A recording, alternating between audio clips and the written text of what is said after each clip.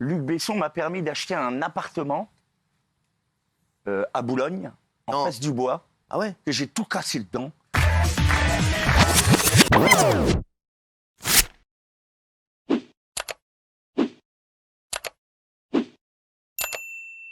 Jazz qui a dit, donc c'est fou, ça. une star de télé-réalité, elle a dit qu'il lui fallait 35 000 € par mois minimum pour vivre, sinon forcément elle s'en sort pas parce qu'avec le prix de l'essence quoi. Je trouve que c'est pas audible. Aujourd'hui, il y a des gens qui sont vraiment dans le besoin. Le 10 du mois, c'est très compliqué. On parle de l'électricité, on parle des boulangers qui doivent mettre la clé sous la porte, etc. Et tu as une jeune femme qui dit, moi, j'ai besoin de 35 000. Bah, Guillaume n'est pas d'accord. Alors moi, ce qui me choque le plus, c'est qu'elle écrit choqué, c'est H-O-K-E-R déjà. Et ensuite, au-delà de ça, c'est que ces gens-là, c'est leur seul fonds de commerce. Et tout ce qu'ils ont à dire, c'est je suis riche, je suis blindé, j'habite à Dubaï. Et je vous emmerde, c'est un manque de respect pour les gens qui les suivent, qui n'ont pas beaucoup d'argent. Et en fait, c'est encore une fois la culture du rien. Et ce serait bien qu'on donne la parole en 2023 à des gens qui ont des choses à dire et pas des gens qui n'ont rien à dire. En fait, on met en avant des gens qui n'ont rien à dire. Après, est-ce que c'est pas une maladresse de sa part? Est-ce qu'elle avait Mais vraiment non, elle a envie fait de exprès faire de répondre à ça parce qu'ils adorent. Ils font que ça toute la journée. Je suis blindé, j'ai de l'argent. Mais c'est facile parce que le nerf de la guerre, c'est les followers. Elle est suivie par des millions de personnes. Donc si les gens se désabonnent d'elle, en fait, les gens sont d'accord. On peut parler d'autre chose que d'argent, il n'y a pas que l'argent. Mais à ce moment-là, tu te désabonnes d'elle si tu trouves que c'est vraiment choquant. Moi, je suis pas abonné, moi. Ça m'agace, les hypocrisies de Guillaume, surtout quand on connaît ta vie. Enfin, pardon, mais donner la parole à des gens intelligents. Elle l'a volé son argent? Non. Elle l'a gagné. Elle en fait ce qu'elle veut. Arrêtez de faire chier des gens qui gagnent du pognon. Elle l'a gagné. Comment il le gagne, Mathieu? Alors, elle a volé personne. Que tu sois pompier ou avocat, si t'as réussi, t'as réussi. Qu'est-ce que ça peut te foutre? Tu trouves que c'est plus intelligent ce que tu fais? Si c'est pas légal, elle sera condamnée. J'ai pas cette prétention-là. Je dis juste que gagner de l'argent en faisant des placements de produits pour des trucs foireux. Mais les mannequins font la même chose. C'est mieux que maintenant un blouson à paillettes, on va dire des conneries sur un plateau de télé. Ça exaspère tout le monde. Arrêtez de gagner de l'argent en faisant des placements de produits foireux. Mais pourquoi les gens la suivent autant alors Il y a une économie là-dessus. Bien sûr, une économie bidon et foireuse pour des trucs de paris sportifs bidons que tout le monde connaît. Oui, mais il y a plein de gens qui adorent feuilleter. Se vanter de ça dans des abonnés qui n'ont pas un rond, je trouve ça pas très chic. Et tu sais quoi, elle gagnerait tout en argent, mais il y en a quelques-uns qui ont réussi, il y en a 15 000 qui crèvent de faim. Donc ça veut dire qu'elle est plus douée que les autres. Arrête de faire chier les gens qui réussissent. Déjà, première question, qui est Miss France? Non mais vraiment, parce que là, à partir de quel moment tu le sens que tu peux gagner? On le sent pas vraiment parce qu'il y a toujours de la concurrence. C'est vrai. Toi, t'es assez humble, t'es pas comme nous ici. Voilà. Non, mais c'est vrai qu'on sait dans l'aventure qu'il y a des favorites. Ouais. Et après, c'est s'amuser, on profite du moment. On pense pas vraiment à tout ça. Pourquoi vous avez voulu vous présenter à Miss France? Comment? Est-ce que c'est des gens qui vous disent ouais t'es magnifique, faut que tu fasses Miss France? C'est vos parents, c'est qui? C'est une longue histoire. Alors, c'est déjà par rapport à ma mère, puisqu'elle s'était présentée à l'élection de Miss Guadeloupe exactement en 98. Elle avait été élue première dauphine. Fort. Et en fait, elle a gardé tous les souvenirs de son élection, les cassettes vidéo, les albums photos, l'écharpe de première dauphine. Ah ouais. Et du coup, quand j'étais petite, j'ai grandi en fait dans cet univers parce que j'ai toujours voulu faire comme elle. Et après, à 13 ans, le président du comité Miss Basse-Terre, qui est le chef-lieu de la Guadeloupe, m'a repérée. Il a dit à ma mère, dans 5 ans, elle revient. Ouais. Donc après, il a envoyé des messages à ma mère. Il lui a dit, bon, c'est quand qu'elle se présente? Je me suis présentée à l'élection de Miss Basse-Terre. Et après, du coup, comme la Miss Basse-Terre se présente à l'élection de Miss Guadeloupe, ça a été une continuité. Eh ben, franchement, non mais vraiment, je pense que vous allez marquer l'histoire des Miss France. Si belle. Je vous le dis, franchement. Alors, comment vous l'avez travaillé, vous, le discours? Mon discours, je l'avais préparé, ça faisait déjà 1 mois. Vous l'avez fait avec votre mère ou pas? Alors, ma mère a vu le discours, mais c'est vrai que c'était avec des coachs plutôt. Ah ouais, avec des coachs. Ils ont relu par la prod? Ah ouais. Non. Enfin, c'était des coachs, non, pas par la prod. Non, elle des coachs de Miss Guadeloupe. Ah ouais. Et aussi avec je lutte un peu contre ça. Ah ouais. Non, mais j'en profite et on le dit à chaque fois. Du naturel. Ouais, il faut rester naturel parce qu'après, il y a un côté récité. Et ce qui est important aussi, c'est être plus naturel. Et toi, tu as été naturel, j'avoue. Très naturel. Tu as été très naturel, mais il faut faire attention à ça.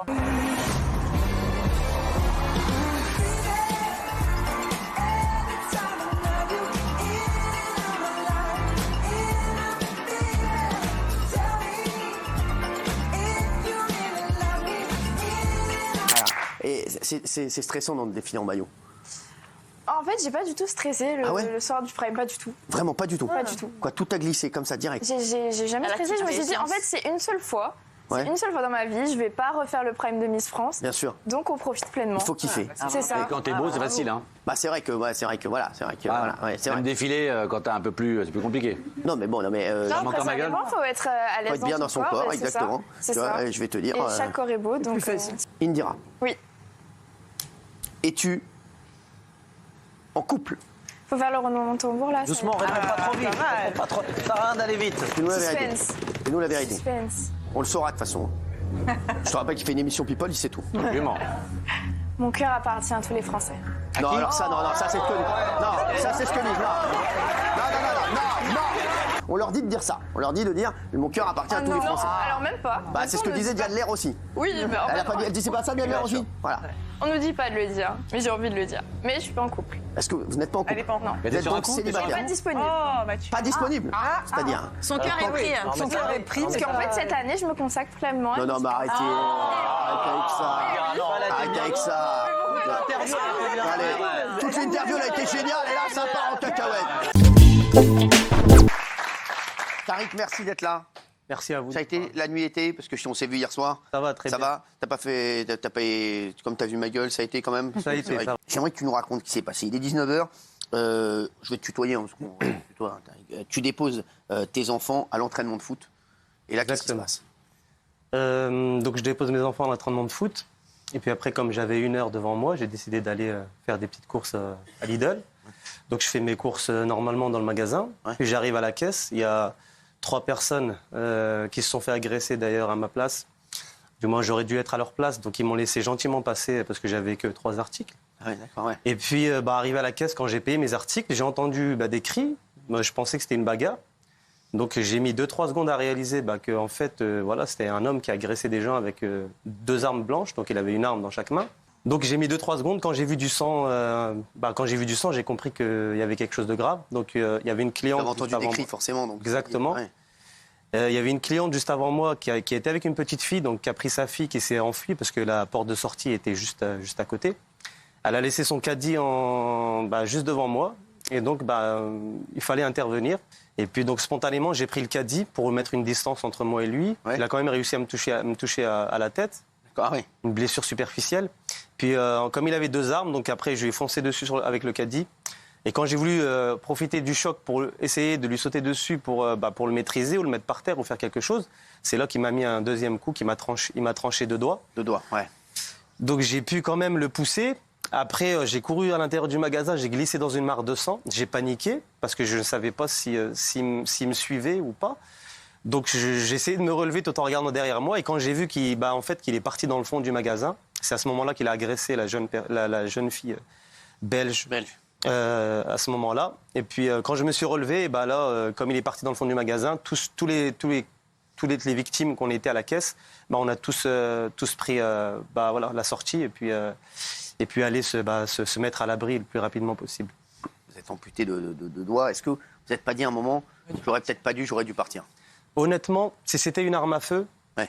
Je pense que ma réaction aurait été différente. Mais à l'heure d'aujourd'hui, quand je vois par exemple je vois mes enfants, j'ai 3 enfants, je leur fais d'ailleurs un gros bisou à mes enfants. Oui, ils disent que je suis un héros. Quand on sort dans la rue, ils disent voilà, c'est mon papa, c'est le héros. Ouais. Donc voilà, c'est aussi pour eux un exemple, un exemple à suivre. Et puis pour vous êtes un exemple. Bravo, pour tous les jeunes. Et puis si demain,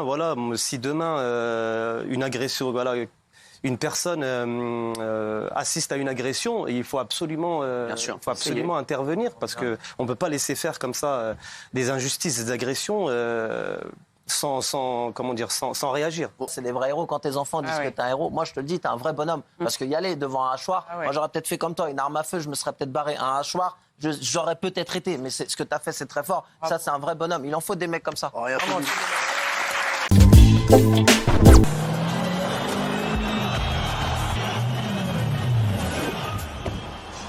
7 minutes 32. Merci pour la course. Merci pour le spectacle. C'est monté trop vite. Ouais. Tu pètes tout d'un coup et t'es pas préparé à ça. Quand t'es pas entouré, ce que je disais, j'ai fait 2-3 masterclass là avec des jeunes et tout ça. Si t'es pas entouré de ta famille, de gens solides autour de toi, pas des tu sais mieux que moi, Cyril. Tous les jours, on envoie des piques-assiettes, des gens. Et si t'as pas des vrais gens autour de toi, tu montes et tu pètes tout parce que ça va trop vite, ça monte d'un coup. Et moi, je suis monté super vite et d'un coup, j'ai rien compris.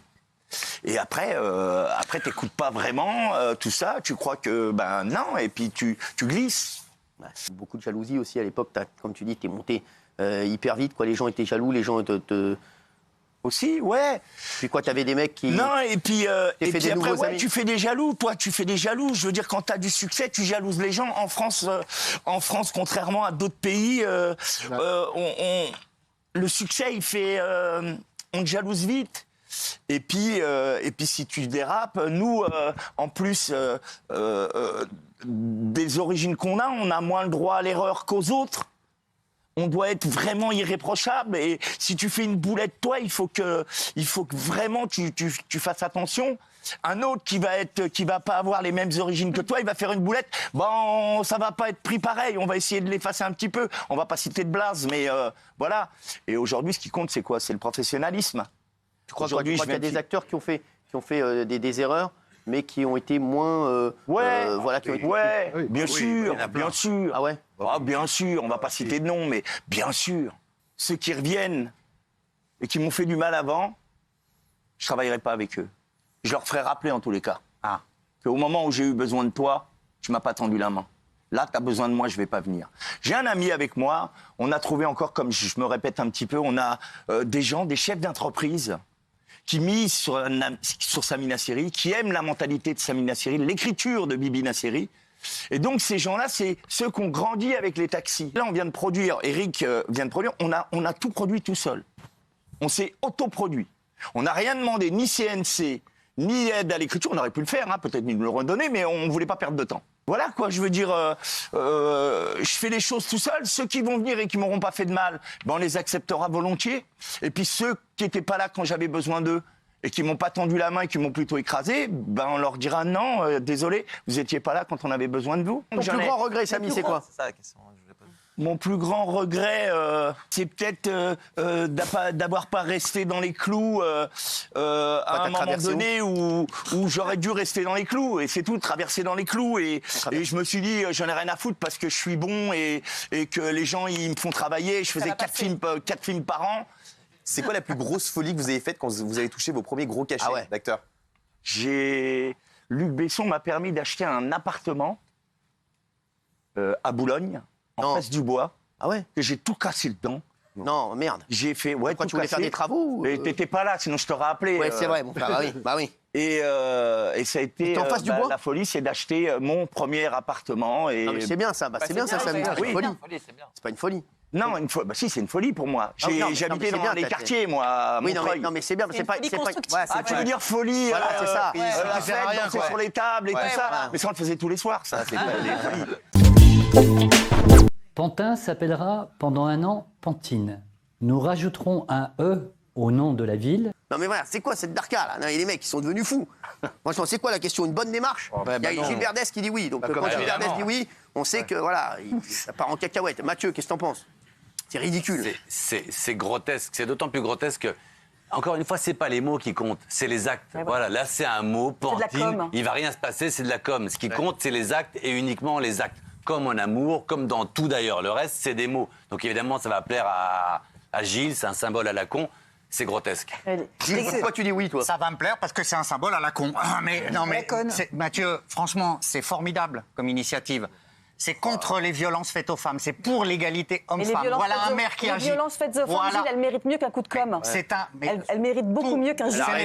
Quand je m'appelle Pantine, le mec qui est débile, il va arrêter de frapper sa femme? Bien sûr. Ce n'est pas un coup de com', c'est un symbole. C'est un coup de com'. C'est pour attirer l'attention. Regardez, on en parle et c'est légitime. Il faudrait que toutes les villes... parce que c'est ridicule. Il faudrait que toutes les villes soient rebaptisées, Cyril. Toutes les villes pendant un an. Depuis quand une ville est masculine ou féminine? Paris, c'est masculin ou féminin? Enfin, ça n'a aucun sens. Donc c'est une mesure tiède qui sert à rien, à part faire du buzz pour le maire et lui faire gagner 3 abonnés sur Twitter et faire 2 articles sur Multibuzz. Tout le monde s'en fout. Ça vous dérange si vous appelez Gilberte? Non, il va aimer. Plaisir, au contraire, allez-y. Au contraire, ça fait plaisir. Non, mais c'est même pas grotesque, c'est carrément contre-productif. Regardez, on est tous évidemment contre les violences faites aux femmes, mais on est tous contre cette initiative. Donc c'est du buzz négatif, et c'est comme pour l'écologie. C'est vraiment n'importe quoi et totalement contre-productif. C'est marrant parce que dès qu'il y a une initiative ici... Mais parce qu'il est con, ça sert à rien. Tu sais pourquoi le maire le fait? Uniquement pour qu'on parle de lui, parce que c'est un maire d'une petite ville que personne ne connaît.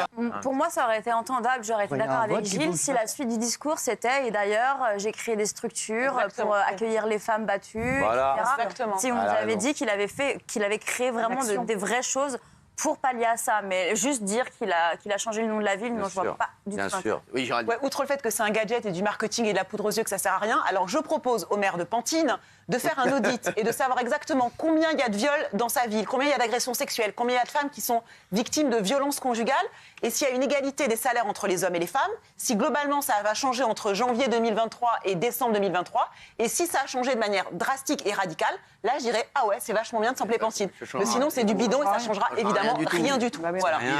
Quand on ne fait rien ici, vous vous plaignez qu'il n'y ait pas d'action, etc. Voilà un maire qui agit. C'est pas une action. Qui fait parler. Oh, mais arrêtez. Là. Mais ouvrez un peu les yeux, circulez un peu, regardez. À quel moment il a agi? T'as entendu parler de choses concrètes qu'il avait fait? La force du symbole, la force. C'est quoi le concret? C'est que ça veut dire que les mecs ils vont dire ah on est à Pantine, oh là là attention, je vais pas taper ma femme. C'est bien sûr que non. Il n'y a pas de concret là-dedans. C'est juste qu'il a fait du cinéma en mettant un E qui existera dans aucune adresse. Il connaît le cinéma. Il va changer aucune adresse, il va changer aucun panneau. Il est passé à la télé ce soir, il est content. Ça s'appelle une prise de conscience. Mais oui, non, c'est on n'a pas conscience. vu.